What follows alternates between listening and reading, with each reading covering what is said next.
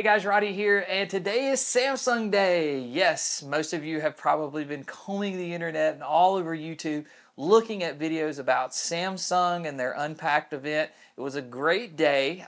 We got some surprises in there that we weren't expecting, and then a lot of stuff that we already figured was coming. So let's unpack Samsung's Unpacked event.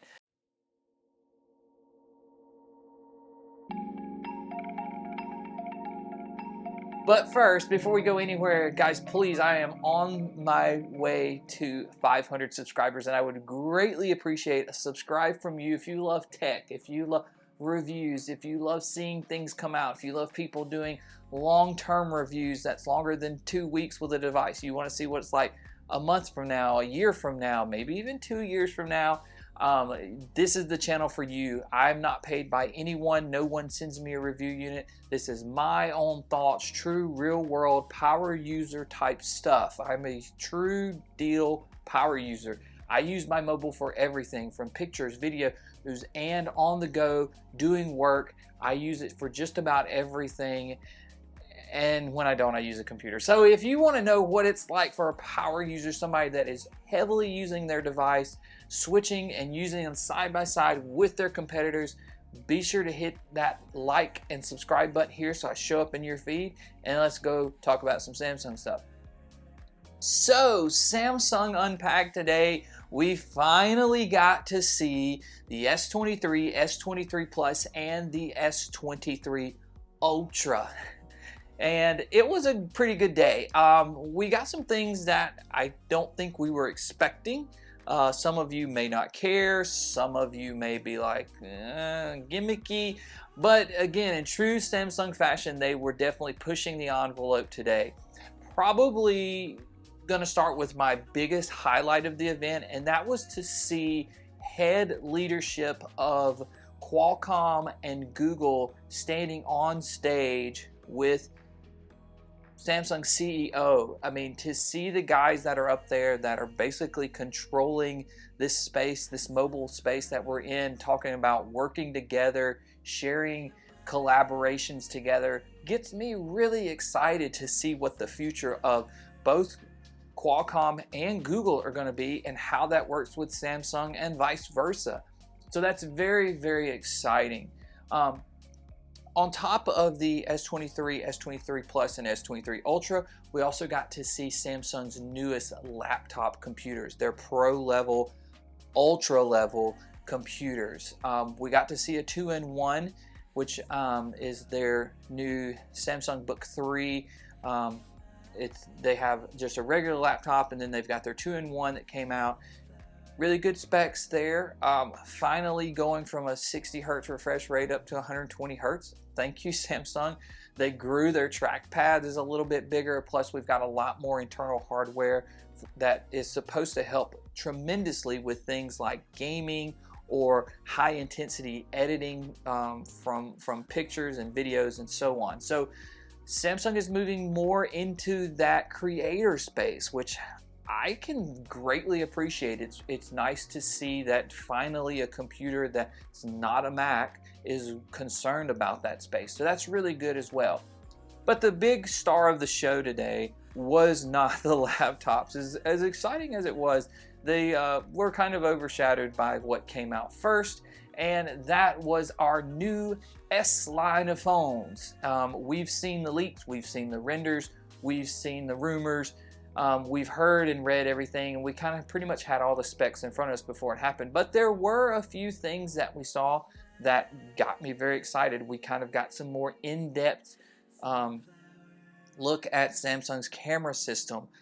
Granted, I don't think that Samsung really sold us on the 200 megapixel camera that's coming in the S23 Ultra. To me, it's kind of a big deal. It's almost 100 more megapixels than what we have currently in the S22 Ultra. And they didn't really sell us on it. They showed us a lot of great new software that's coming out. They showed us a lot of new things that this new Qualcomm 8 Gen 2 chip can do in conjunction with this camera system. And again, this is a Qualcomm chip that has been clocked and reworked alongside of Samsung to make this a Galaxy version of the Qualcomm 8 Gen 2. So this is Qualcomm 8 Gen 2 Galaxy. This is specifically for this S lineup. And that's pretty exciting. It's neat to see that now Samsung, even though they're not making their own silicone, they're being able to tweak and kind of mold and create their own silicone based off of one of the best chips that's out there. So if this 8 Gen 2 chip is anywhere near as good or better than that 8 Plus Gen 1 that we got last year, I'm sold. So that means we've got a lot more processing here for the cameras, and a bigger sensor should equal better details, better clarity. You've now got the ability to, instead of pixel binning like 9, these big pixels, instead of using like a cluster of 9, they're using like a cluster of 16, which means you should be able to zoom in more, crop more, more light in. They've got all this technology that's supposed to help with dark photography, dark videography, better stabilization.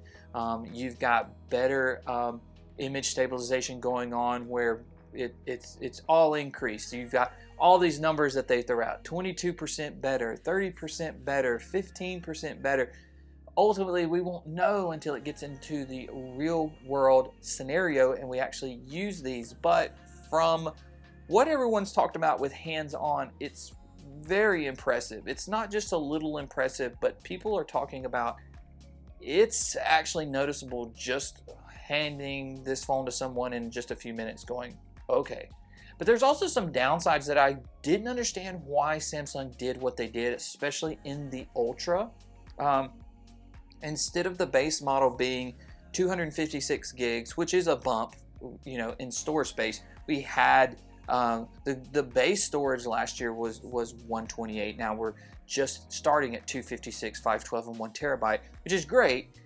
But they're only giving us 8 gigabytes of RAM. I feel like for the Ultra phone, it should be 12 gigabytes all the way around for all 3 tiers, not giving us this lower end. But if you pre-order, like I did, any S23 lineup today, you get a free storage bump. So take advantage of that. There's plenty of great offers out there. So we get that, and then that was one kind of minor takeaway. But the biggest one that I'm really curious about that we didn't hear anything about is why Samsung switched from a 40 megapixel selfie front camera on the S22 Ultra and moved down to a 12 megapixel. Anxious to see what that's about, anxious to see how good or bad it is. I'm not a big selfie person, but I can tell you after owning an S22 Ultra, it was very, very nice to have that 40 megapixel. I could definitely tell a difference. As far as the other two, the great thing is they get all the same technology. They get the exact same chip.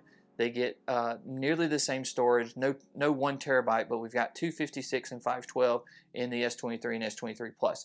So with that being said, fantastic upgrades for those devices. 8 Gen 2 in there. There's a lot of emphasis on gaming that I really won't get into because I'm not a gaming channel, but just some great things to go on as far as graphics and graphic intensive stuff, and hopefully this new chipset, plus Samsung talked a little bit about widening and making their thermal management a little bit better on the inside. So hopefully a more efficient chipset along with thermal management equals better battery life. So hopefully we get more and more, but in those lower two phones, both of them got a battery bump. So they're just a little bit more battery there.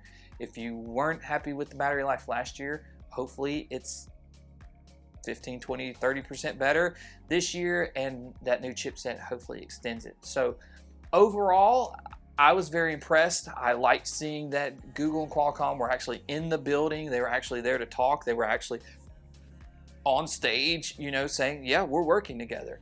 I'm anxious to see, you know, is Gorilla Glass Victus 2 better than Victus Plus? Is this 8 Gen 2 better? So we've got a lot of stuff to look forward to. Even though we knew it was coming, it's officially here now. Samsung pushed really, really hard into night photography and night videography. They pushed really, really hard saying, hey, our phones can shoot movies too. They actually have 2 movies that they're going to show and release to the world that were filmed on these, and they also said most of their presenter video that was shown was also shot on the S23 Ultra. So yeah, they're taking a lot of technology and a lot of swings at Apple and at Google, and not so much swings, but saying, hey, we can do that too, guys. Yeah, we didn't say we did, but hey, we can do it. And they're showing that. So it's exciting. It's not quite probably the bleeding technology that we're used to. There was no updated S Pen. There's no real updated design. There's no camera bump now on the S23 and S23 Plus, but it's still pretty much similar stuff. It's just a slightly different. We've got slightly, flatter sides. We're moving away from the real rounded,